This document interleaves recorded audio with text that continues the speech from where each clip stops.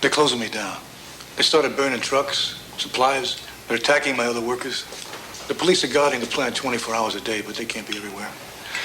It's a war, and it's costing both sides a great deal of money and anguish. What's our interest in this? I don't like coming here and offering what amounts to extortion No, so I can run my please, business in please. peace. You tell your union negotiators I'll take care of you, of them, and whoever they have on their A list. The rest of the rank and file will have to fend for themselves like everyone else in the country, and that's the best they can do. Famous slap in the world. Because you know what?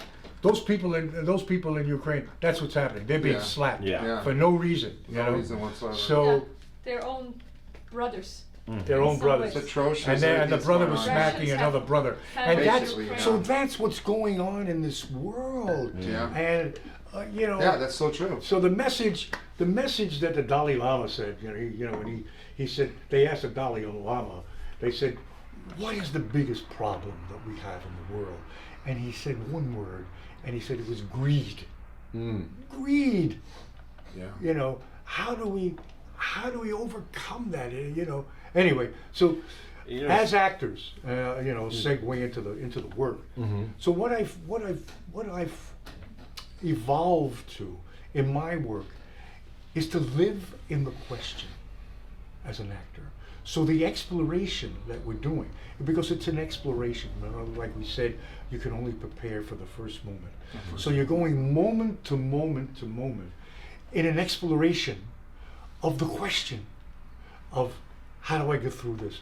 How do I make it right? How do I survive the unsurvivable? How do I find love? How do I find the truth? Whatever, and that's in the text. You find whatever the question is.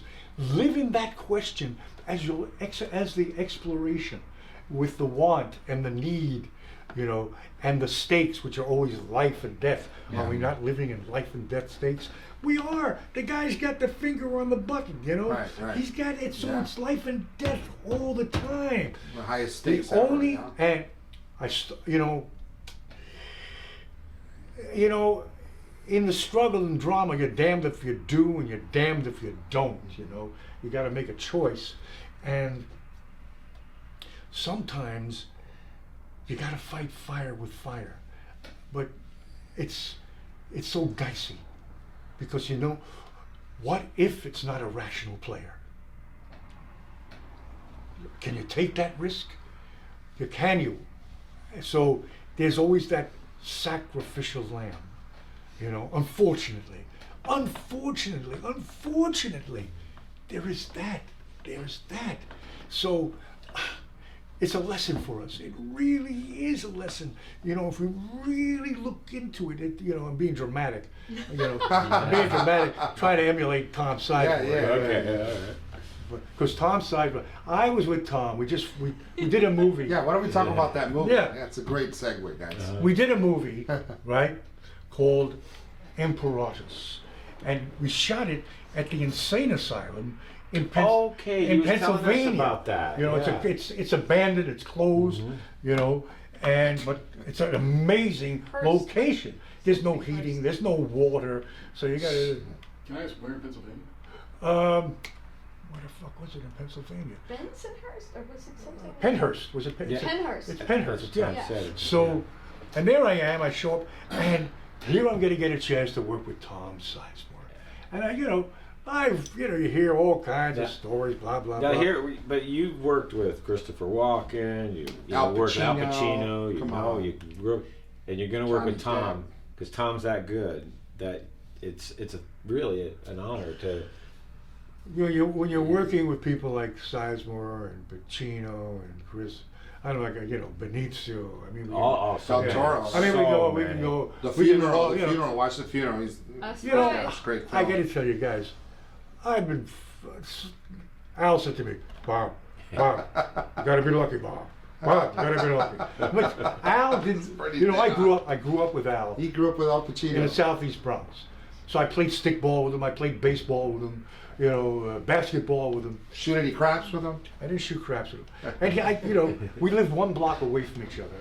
So I lived on Vines Avenue, He lived on Bryan Avenue. And I'd walk around the corner and there's Al, duking it out with another guy, And it's Anyway, he came from very humble beginnings. So humble. I saw him do his first play in junior high school. He did a play called Home Sweet Homicide. And he was great in that. As a 15-year-old, I'm looking at this guy on stage. He had it, whatever that magic was on stage. Right. He had it, man. He was so talented. And he went off, I think it was either Juilliard or Performing Arts to keep developing that wonderful talent that he had. I must have been about 16, 17 years old. And my mother would give me like $2-3 to go downtown to hang out. Well, we go hang out in the city and see what kind of trouble we could get into. And there I am, walking with my buddy, and I see Al looking in the window of Brentano's. Al always had a play in his back pocket. Always, Wow. like Tom, always reading. Yeah, always reading reading. a book, Always this reading guy, something. yeah. Al always had a play with him. He was always, and I said, Al. He turns around and he looks at me and he says, Bob, you got a quarter, Bob. Bob, you got a quarter, Bob. But not like that. He said, Bob, you got a quarter, Bob. You do a great Al Pacino, by the Fucking way. phenomenal, right? Yeah. So now, Donnie Brasco. Yeah. Oh, let's get to it. Yeah. How did you come into that? So now I'm in LA, and I reconnected with Al because he loved to play paddle tennis, and I had a friend of mine, this guy Larry Grobel, who was a writer, and we were playing paddle tennis. And he says, I'm a really good friend of Al's. Come on, we'll go down and we'll play paddle tennis with Al at the Sand and Sea in Santa Monica. I go down there, and there's Al he brings his entourage, and we're playing paddle tennis, right? And then they close the place. And I was living in a house in Benedict Canyon, and the gal I was living with had a paddle tennis court on the house property. Getting So- better than that, yeah. Is that ping pong? Al, come on up to the house, Al. Okay. Come up to the It's house. okay. So Al comes up to the house, right? And we're playing paddle tennis at the house. And, I mean, it's great. He's there, and he brings his the entourage. So one day I'm supposed to play, and I couldn't play. I had an audition. And I come out of the house, and I'm dressed, for the audition. And I come down, I said, Al, I can't play today. I have an audition. He says, Bob, prepare for rejection, Bob. Anyway, Oh. so Donnie he, Brasco. he goes back to New York, and my agent, calls the casting director, may he rest in peace, and the casting director says there's nothing for Robert in the movie. Fuck, there's nothing for me. It's like, Bob, movie, I call New York, I call Al's office, and the guy that travels with him gets on the phone, and I said, listen, Lou, I said, tell me something. I said, my agent called the casting director, there's nothing for Robert in the movie. He says, Robert, listen, I'm making Al's list right now as we speak. I'll put your name down. That's phenomenal. I get 2 days later, I get a call from the casting director's office. Right. They want me to come in, pick up a script. I'm going to come back and meet with Mike Newell, the director of Donnie Brasco. I come back in. I looked at the the script. I prepared the sides. Sonny Red was kind of a sketch role. I prepared that role, and I prepared the role of Sonny Black as well. Long story short, we finished the reading. I sing a song to him I sing a song, an Italian song in the audition. The guys are looking at me. Why is he singing it? Because anyway, he stands up, the director, Mike Newell. No offense, Mike, and he goes like this to me. He's got his hand. He says, "Thank you, Wolf, for coming. I want you." And he's got a cup of coffee. And he's going like, "Thank you for coming." And at that time, I felt, what the hell is that? What am I supposed to do with that hand? And I got a little hot. Yeah, you know? yeah. And I said, "Can you excuse me? Can you excuse me?" I said, and I stepped outside. I said, "Robert, calm down, man," because my ears got hot. Why? Why? Miffed? Were you With the miffed? hand, he gave me. It Yeah, was but almost say like he why. wanted you to kiss Well, it was the like ring or to me, it was something. like almost like an Where you insult. come from, Where we that's- come from, a guy doesn't Like give you condescending and shit, give you yeah. his left hand. What the fuck is that, Supposed to man? kiss You it. know? That's Yeah, right. do I kiss his hand? What is Right, that? well, no, I see what you're saying now, yeah. So I walk back in. He still got his hand. And we leave. And I'm walking out with these two actors. You know them. And I'm saying, man, we just got stroked. I said, because he saw all three of us at the same time. He brought us all three at the same time. And I'm sitting in a little chair looking up at these guys. And Yeah, one you of the look guys like was your from The chair. Godfather. I forget. He talks like this. Hey, Bobby, how you doing? He says, no, the guy really liked us. He said, And the other. So 2 weeks later, I get a call from my agent saying they want to hire you to play the role of Sonny Red in Donnie Brasco as a local hire in New York. Why not, man? Are you kidding? I'm in. Okay. They fly me to New York. We go to the Gulf and Western building. They're going to have a read around the table. You know, Johnny Depp, Michael Madsen, you know, Bruno Kirby, Russo. I mean, you know, and no Al. Where's Al? All of a sudden, the elevator opens. Here comes Al. And he looks at me. He says, Bob, you're doing this, Bob. Bob, you're doing this. Great story. That was it. And that's so I said to Mike, I'm 2 weeks into the show, and I say, Mike, tell me something. You saw all these people, you know, why did you give me the role of Sonny Red? He looked at me and said, Robert, it was your cruel eyes. Cruel eyes. So what happened was when he gave me the left hand, I must have gave him a look. Like I wanted to, he saw that look that I gave him. It's that particular look And that that pierces the soul. and that's what he used. And that's close up. He gave me Like that that look. cast. I remember it. I remember it. So that's- Fantastic, man. that's What the a, Donnie what a Brasco great story. story. I met Johnny Depp briefly, and he was very, very nice to me. Oh, Real gracious gentleman. guy here. Real Great gentleman. gentleman. Oh yeah. Yeah. Johnny's a sweetheart, a real sweetheart. Yeah. Oh, what happened was I was at a screening, and it was Q&A for what was the name of the one where he played Whitey Bulger? Oh, Yeah, right, Oh, right. Black Mass, I believe. Black Mass. Yeah. Yeah, right, right. And you know, I don't know, I get this look on my face when people just know that I want to talk to them or say something or Right, you know? right. And he was talking to some people, and then he went, "Hey, how you doing?" And I said, "Great." I said, "It happens to be my birthday today, and I'd love to get a Nice. picture with you." I Yeah, said, "You have yeah. a great memory and everything." He goes, "Sure," but I couldn't figure out how to get my phone to turn around. I said, "Well, Yeah. I guess I can't," you know. And he goes, "No, wait. Does anybody know how to work this type of phone so he can get this picture?"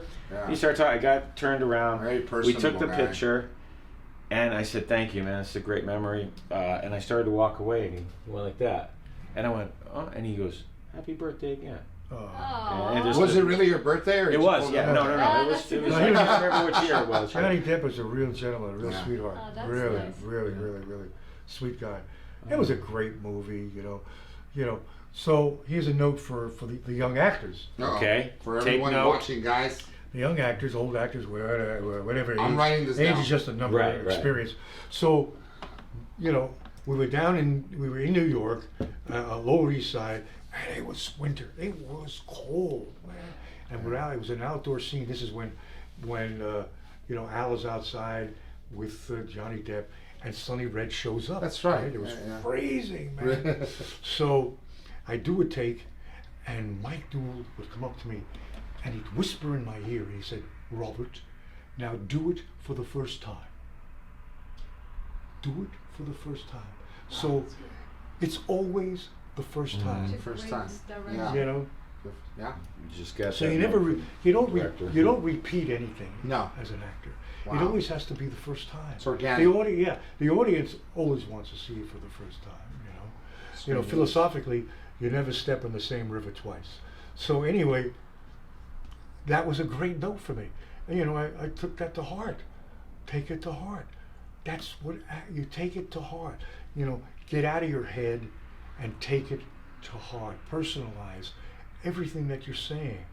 The place, who you're talking to, who you're talking about, and you make it personal.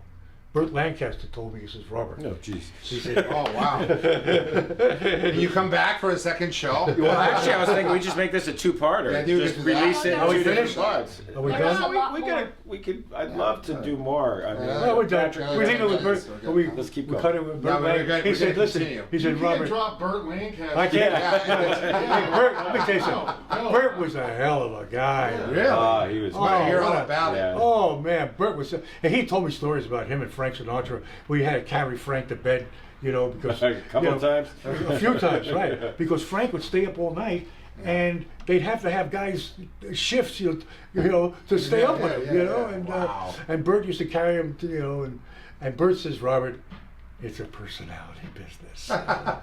That's what he said. It's a I've always said that myself you know, too. so you got to bring yourself, Your bring personality. your personality, bring your humor, bring your what you believe in to the moment.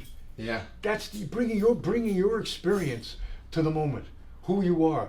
So, I show up in Los Angeles in 1974. I'm at the post office in Beverly Hills, and who do I see get out of a car? Is Fred Astaire. Oh, Hey, no, he wasn't dancing. He was he Right. just managed to get out of the car, and I kind of, it was dark, and I walked up to him, and I kind of startled him, Right, and I right, saw right. that in his eyes. I said, "No, Fred, listen." I said, "I'm an actor." I said, "Tell me something. I watched you all these years. Tell me, you know, what's your secret?" And he says, "Oh my God," he said, "it's so long ago." He said, "I forgot." And then he said to me, "Just be yourself," he said. Beautiful. "Just be yourself." Uh-huh. Oh yeah, because you were a mugger in the mugger in And Death the Wish. first Death Wish. Oh, I hated that. I hated that scene. I mean, you guys were so good. No, in no, it. I that wasn't me. Yeah, that was you. I wasn't in that scene. I was the guy on top of the fence that he Okay. shoots, and it was my first like talking role in the movies, and I had one line, and I'm on top of the fence, and I was so I couldn't get the line out. Right. I was so like stricken with whatever. Yeah. Fear or what? And here I am on the fence, and he's waiting for me to get the line out, and he didn't wait anymore. He just shot shot me, you. and I fell off the fence. All right. Charles Bronson. Let's continue the party. Charles Bronson. So much more. I We mean, have it so begs the much more. question: what was Charles Bronson like? Charles Bronson was, you know what? He was very much to himself. You know, he very rarely smiled. He smoked. I remember he smoked, but he was just a very quiet guy, man, and to himself. And Michael Winner directed that movie, and we all went up. You know, there was an open call for this Death Wish at the Gulf and Western Building in New York. Okay. So we go up for the open call. I'm sitting with two guys here like this. We're sitting in the waiting room, waiting to be seen by Mike Newell, and all of a sudden we hear screaming. Ah, ah, ah. And we see this guy, Mike Newell, running out of the office into another office, either the office or the bathroom or something, and this other an actor running after him like with like a knife in his hand, you know, trying to scare the director so he can get the part. The three of us jump off the couch, run into the room. We grab the actor and we take him out of the room and out of the office. Yeah. We go back in and there's Mike. Oh my God, you're so crazy. What kind of guy is that? What kind of actor is this? You know, I lost my English accent. But he says, hey, he's a sad, crazy man. He gave the three of us roles in the movie. All three of us got into Death Wish as a result of rescuing him from this crazy actor. Wow. Wow. I keep saying wow. I can't stop saying I it. guess. It's like we want to continue the party. You know, Okay, go Yeah. ahead, go ahead, Well, go no, ahead. I was just gonna say. So listen to this. I tell you one. Robert, Yeah, yeah, there's yeah. so many more stories. I know. I gotta We tell can do one a more double story episode. about my You wife. gotta do a double- My wife is No, patient. do a double No, episode. my wife Yeah, patiently yeah. sat here, right? Okay. I come back from the travels, Uh-huh. and I'm in New York. I'm out on the hunt. You know, I go to this. Right, right. I go to this nightclub, right? And I know it's a great club, and I walk into the nightclub, and there's like on the street, so you're on this level, and then you walk down these steps to the foyer, and in the foyer there's a woman. she's doing a tarot reading with cards, right? And she's giving a reading to somebody, and I walk in, and she stopped. I see her stop the reading, and she goes like this. She's calling me over like this. I walk over. She says, "Listen," she says, "when you walked in," she says, "I got a very strong impression," she says. "I'm going to tell you two things," she says. She says, "One," she says, "don't get on a motorcycle." And she says, "The second thing is, the woman you're looking for is not in this world." She hadn't been born yet. Oh, wow. Wow, that's mind blowing, dude. Unbelievable story. It's Meanwhile, he was fantastic. going for some action. Again, Yeah. so she says, she said, the What'd she woman say? you're, she said, the woman you're looking for This scene right here. is not in this world. Yeah. Yeah.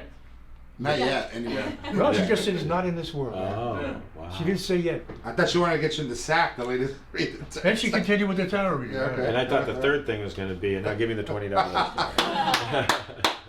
What I just wanted to. show, I just man. wanted to ask Yeah, because I had a coach early on, and I know you know Richard Lynch. Oh, sure, Richard. I Wonderful worked with guy. Richard. Wonderful. Great guy. Yeah, great I guy. thought you might have Great come actor, across, you know. funny guy. Yeah, he was. Great He- guy. he Great really- actor. Great guy. We had a great time in Mexico.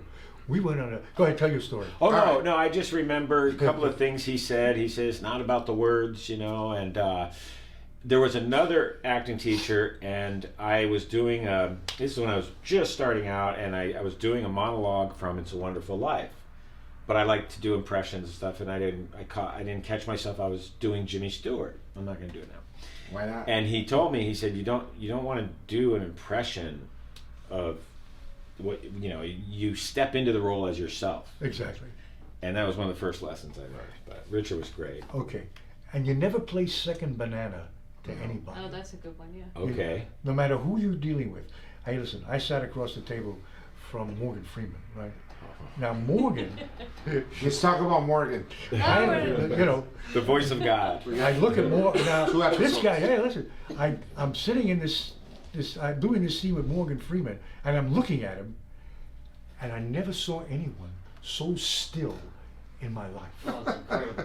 Unbelievable. Yeah. You know, it was like looking at Mount Rushmore. Yeah. You know, What'd you do with Morgan Freeman? what the hell was the name of the movie? You had a bird outfit. They put me in like in a chicken outfit. I played. I was in a chicken outfit. I was playing a reporter or something. I don't know, but it was for Millennium Films, for Avi Lerner's company. I forget. Well, the you name. have, if I remember right, 295 credits. Wow. Yeah. You know, I'm pretty sure that's what I Hey, saw I'll on say Donnie IMDb. Brasco, The Funeral, among my favorites. so Girls Trip. 222. Fast and the 222 is Fast very and good. Furious, that's right, fourth, 222. right? Can I ask you a quick question? Yeah, sure. Can you just go a little further on, because we do a lot of audition tapes here, and I always try to stress to actors the importance of stillness. It's very important, man. Still being still, because that's your power. That's it. Because then you're there to experience anything. If because you can, being still is powerful. Because someone said it. Then it comes through the eyes. But it draws the audience in rather than shaking it. I told that I was working with this actor, and he keeps doing the scene. He goes like this, and I said, stop moving your head. And I watched myself. Sometimes I was doing that. So you got to stop that. It's not a good habit to do. No. And commenting on yourself. The other thing is, what's in the way is the way. That's another note. There's so the proof of listening is in the response. I've heard someone say that some of the best acting is done when no words are being said. If you can, there's Behavior. examples of that in Oh, yeah. Well, many listen. movies with many great actors. An ounce of behavior is worth a pound of dialogue. Yeah, that's Now, I met Robert at an acting class. He happened to come in and visit us. And I had an audition that I was going to do, and I said, is anyone that can read with me? And Robert was gracious enough, said, I'll read with you. And I handed him the pages, and I said, you want to look that over? And he said, I don't need to, you know. And we sat down, Great start. and it was like he had it memorized like his phone number.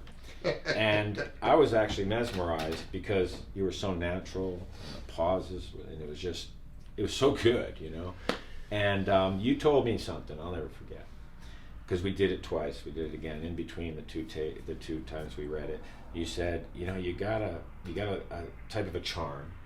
You said I had a type of a charm. Yes. Like a smile and everything. Yeah, You said, right. That's in your yeah. toolbox. Yes. And be sure and use it, because that's Oh, going to yeah. take you a long way. Your I'll charm never is forget. everything. Well, you got smiley eyes. Yeah. Oh yeah, I've been They're told great, that by yeah, many. Yeah. Irish, you know, Irish Yeah. eyes are smiling. Listen, concentration away from yourself is the creative source. So in 1974, I came out here and worked with Charles Conrad. Say that again, but slower. Concentration No. Yeah, listen. away from yourself is the creative source. Okay? So whatever you're focusing on takes the onus off yourself. So it frees you up. That's what the listening is about. You know, that's what Brando said about listening. Honest to goodness. I mean, you know, Tom talks very fast. You know, when I was working with him, he was talking fast, man. That guy talks fast. And the only thing, I really had to really listen to him. And that's what kept me grounded in the scene with him. I knew because he talks fast, and I had to really listen. And by that, it kept me connected to him and the scene. Mm-hmm. You know. Also, I was in a play, Rumors. You Yeah. know, Neil Simon's Rumors. I played Officer Welch, which is funny because my last name is Welch. I did it 3 different productions, and they always cast. They said they'd make me Lenny or anyone else, but I had to be Officer Welch because I look like You look like a cop. Yeah. And I remember it was challenging. Some of the dialogue I had, it's all the Officer Welch show, and he's just going around reading everyone the riot act. And I got stuck one time, and then someone took me aside after the show, and they said, yeah, nobody knew, because I said, wow, I kind of forgot my line. He said, anytime that happens, back up in your head and say the lines before it, and those lines will come to you. That helps. And it really did. And listening. Listen. The more you listen to the other actors and you're in the scene, your lines will be there for you more if you listen. Like we keep talking about.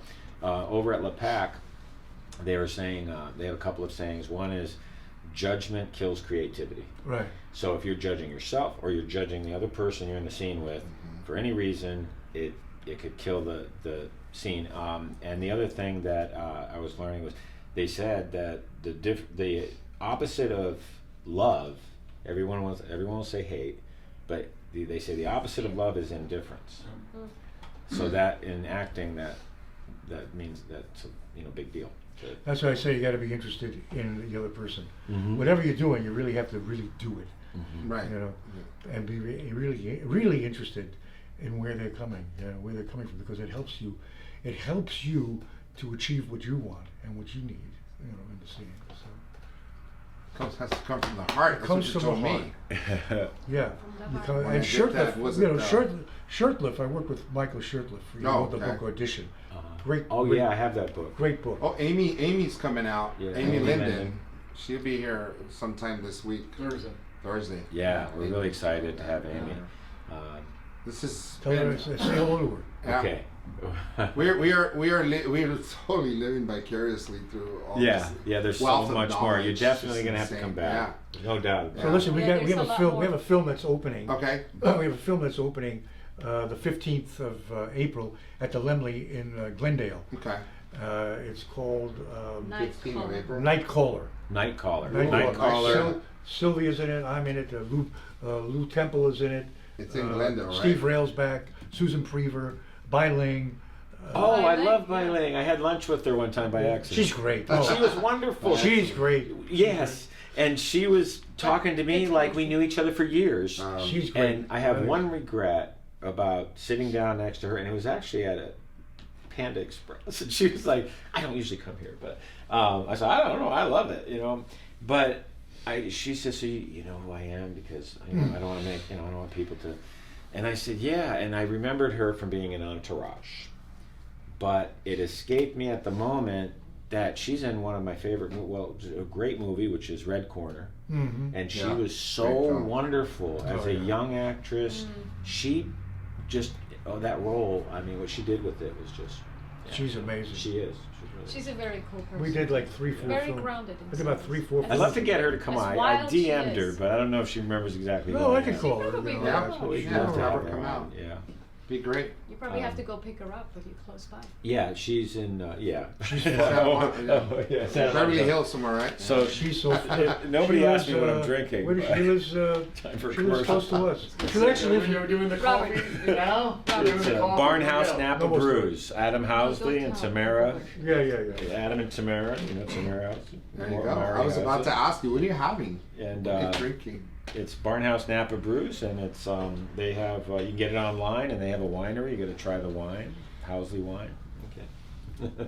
So you're coaching also, right? You're acting. You're a coach, an acting coach I've occasionally, taught right? for a long time. now. I do private coaching. It's fantastic. If anybody wants a private coach. I will Yeah, get a hold of you you when I get an Right. audition. For sure. You know, a strange thing. I had so many auditions in last year, and they were bringing me back for different things. So I wasn't. My feelings weren't hurt because I wasn't booking, because the same people were bringing me in for several different. You know, they were trying me out in different things. And then in January, I had a Lowe's commercial audition Great. and a Geico, and the Gecko was in the commercial too. And then Sure. I auditioned for All Rise, which is a new show about it's a courtroom thing, and then I auditioned for a movie that Doug Ellen is attached to, and didn't get them. But that was in January. I haven't had an audition since. I'm getting nervous, no. but I'm hearing around No, town this that is what's happening. It's happening. I'm available. This is if what's anybody- happening. As someone who knows a lot about auditions, Yes, please. auditions are starting to pick up a lot right now. Okay. Oh, good. It was, 'Cause yeah, slow down. it's been quite a slow bit. though? February and March were really, as someone who relies on So income from auditions, February and March were rough. Were really rough. that's So what I it's mean. starting to pick up now. We're Especially starting to like pick up right now. I union mean, stuff. we're booking, you know, Commercials? obviously you guys Here at can do whatever Onset you want. Studios. Yeah, Yeah, 'cause why we don't do you, auditions in there, and we're starting to pick up a lot right now. Oh, good. Okay. So, come to Onset Studios online and book your session for we self-tapes. we have a lot of friends that are local that keep track of us, and a lot of my friends are in the business. So for you guys out there, if you have an audition, you can come here. It's really reasonable. It's great to get your audition done, and you know. It's about perseverance. You know, so don't give up. It takes one yes Don't There's give, no finish to line. change your whole life. One yes wipes out all the minuses. Isn't that something? That's right. There was one time I went through more than 30 auditions and didn't get a role, didn't get anything, and I just stuck with it, and then it started to happen.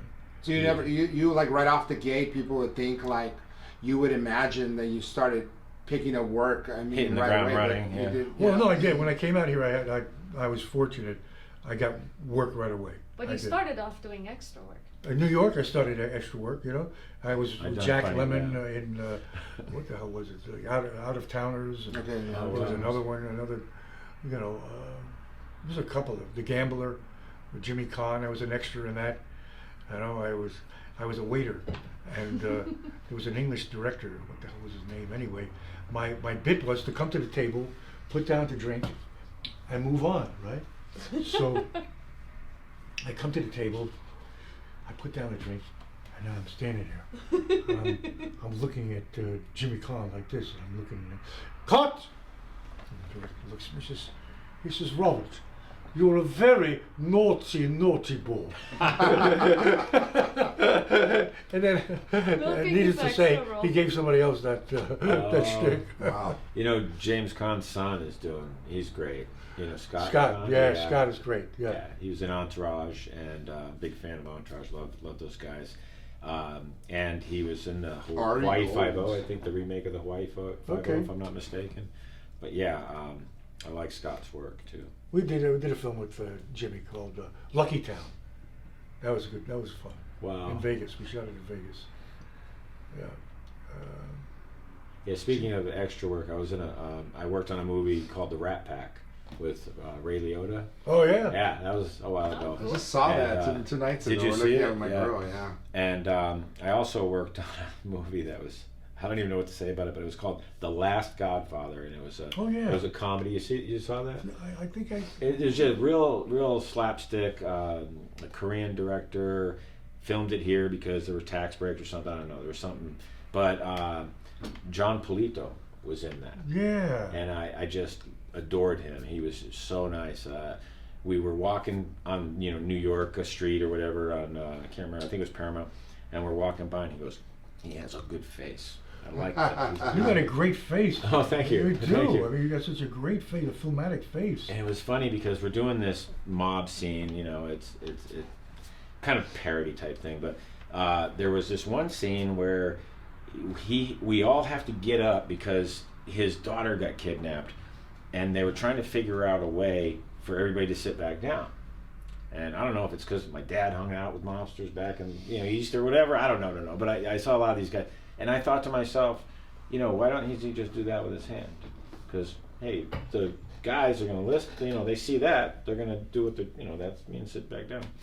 And I was telling the guy next to me, and he goes, "You don't give, a guy who was on Broadway and John Polito. You don't tell him anything, right?" Right. And I said, "Heck." So we broke, and we were walking, and I was walking next to John, and I said, "Just from the peanut gallery." And he put his arm around my shoulder, and he said, "Well, what do you think? What do you think?" And I said, "I think at the table, when you try to figure out that scene, I think if you just do this with your hand, everybody will sit back down." Because they're trying to give him a line to say or whatever. So he comes back, and then, pretty much took credit for it. But that was okay with me. I mean, So he I thought did it was great. Yeah, he did. awesome. They did it a few times. They tried to work it out. And then finally, he said, "What if I just go like this?" They're like, And, perfect. but that was fun. I mean, when you're working around these great actors, it's like you learn just from watching. I worked on 2 Clint Eastwood sets, and boy, can that guy direct. I thought he would, because I heard he can do in 6 hours what it takes other directors 10 hours to do. And I thought he would be kind of like in Dirty Harry mode, like, let's get this over here. Not at all. He's very laid back. He whistles when he talks. He has he's just chipper and stuff. He's just really, really nice guy. And but he doesn't do a lot of takes, and that's the secret. Just one time we were in a scene where it was a rehearsal, and he said, "Just roll the camera on this." And the girl next to me is talking, and I said, "You might want to pay attention, to what's going on here." And he's moving on, and he filmed the rehearsal in that scene. Right. And he didn't need to do it again. He didn't tell anybody he was gonna, Yeah, he shot the rehearsal. He just shot it. Sounds like Sinatra, right? One time. That's it. You only want to Done. do one take. Yeah. Yeah. Robert Miano, guys, please. Thank you, James. And you can James, also thank you. see What a Robert pleasure in to be here. Girls Thank Trip, you. too, Girls 'cause Trip. I know that's a whole Did nother you see audience. Girls Trip? Yeah, we want you to see that. Yeah, Oh, that's a good one. that's a winner. All Yeah. of him. Right, Thank buddy? you so much. Thanks for having me. All right. All right. Jim and James Morning Podcast, guys. This is one for the books. One for the This is books, One for the definitely. books. Oh, yeah.